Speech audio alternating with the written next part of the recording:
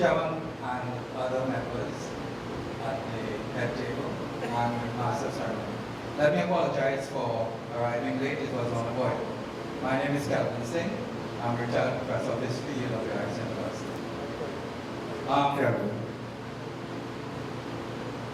Let me first of all say that you would never get unanimity on almost any issue when it comes to constitutional reform. There are going to be a variety of interests, and those interests are going to speak out for themselves. Sometimes those interests are conflicting interests, and the big problem is how do you reconcile conflicting interests. Again, there are certain interests that really do not need to be put in a constitution. For example, regulating hunting and wildlife. With all due respect to my friend and neighbor, Kenneth, I don't think that sort of thing really needs to go in a constitution. It could be done by ordinary legislation, at least so I think. My main concern, however, is with the central issue in my view, which is, do we want to continue with what in my view is just a halfway house to a full democracy, the present system?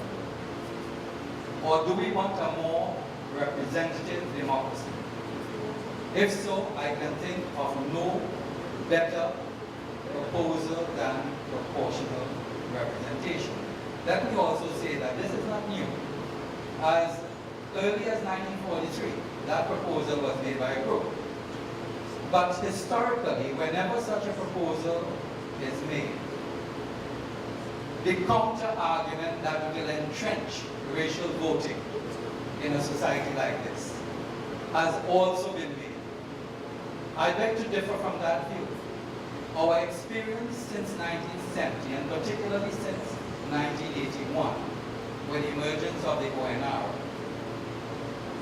followed by the NAR and so on, our experience has indicated that there is a significant cross-section of the population that is willing to vote across ethnic lines. What strangles them is the present system by which constituencies are demarcated and gerrymandered, I might add, along ethnic residency lines, polling divisions and so on. And that entrenches the race-based system of politics in this country. Now, with proportional representation, a wide variety of interests, even if they do not win a majority of votes, can still have a voice in the Senate and the House of Representatives. I'm thinking of the labor movement. I'm thinking of the women's movement.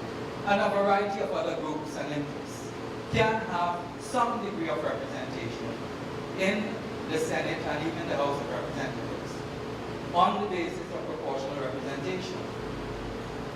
Now, is that such a bad thing? That's what we have to decide upon. Is it a bad thing to give such wide representation to people in a country? That's the critical point we have to decide. And I dare say the people who want to maintain the present system are the people who want to maintain the race-based system of representation. That's the first thing. Recall is an idea that I've contemplated, but we can't go helter-skelter about recall, because if you make recall too easy, you can have such instability in political representation that you will never be able to have any continuity in policy. You've got to think about that. And if we want recall, we really have to make sure that maybe 2/3 of the voting population in a given area, are in favor of it. There's one thing that bothers me about proportional representation. How do the different regions get representation? Because my understanding of proportional representation is that the whole country becomes one constituency. Am I wrong in that? You're correct. Right. In that case, how do the different regions ensure that they have representation? This, to me, could be best addressed through local government reform. Expanded local governments, can best address that question. Now, there's much more I can say, but I want to make room for other people as well. Thank you very much. Thank you very much, sir.